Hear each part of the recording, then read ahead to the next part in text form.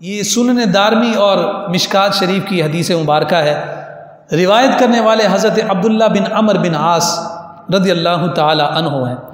کہتے ہیں کہ ان رسول اللہ صلی اللہ علیہ وسلم مر بمجلسین فی مسجدہ، آقا کائنات صلی اللہ علیہ وآلہ وسلم اپنی مسجد میں دو مجلسوں کے پاس سے گزرے۔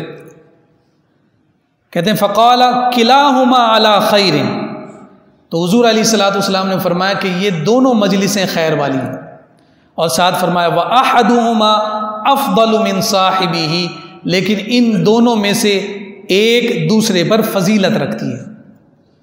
عرض کی گئی یا رسول اللہ ان دونوں مجلسوں میں فرق کیا ہے اور فضیلت کس کو حاصل ہے؟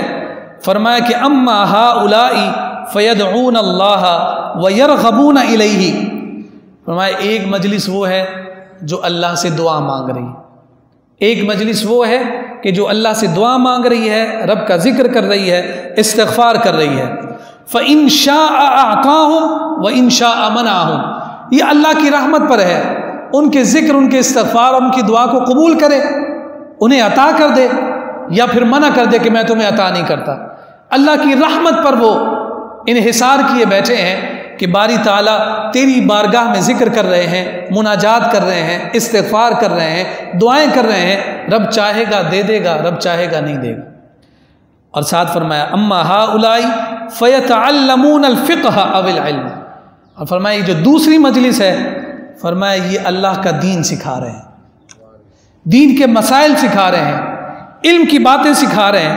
وَيُعَلِّمُونَ الْجَاهِلَ فَهُمْ أَفْضَلُ، کہا کہ یہ جاہلوں کو علم سکھا رہے ہیں، یہ علم سکھانے والے ذکر کرنے والوں سے افضل ہیں۔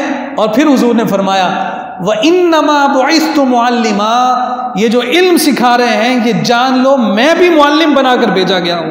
اور عبداللہ بن عمر بن عاص کہتے ہیں فَجَلَسَ فِيهِمْ، پھر آقا کائنات صلی اللہ علیہ وسلم علم کی مجلس میں جا کر بیٹھ گئے۔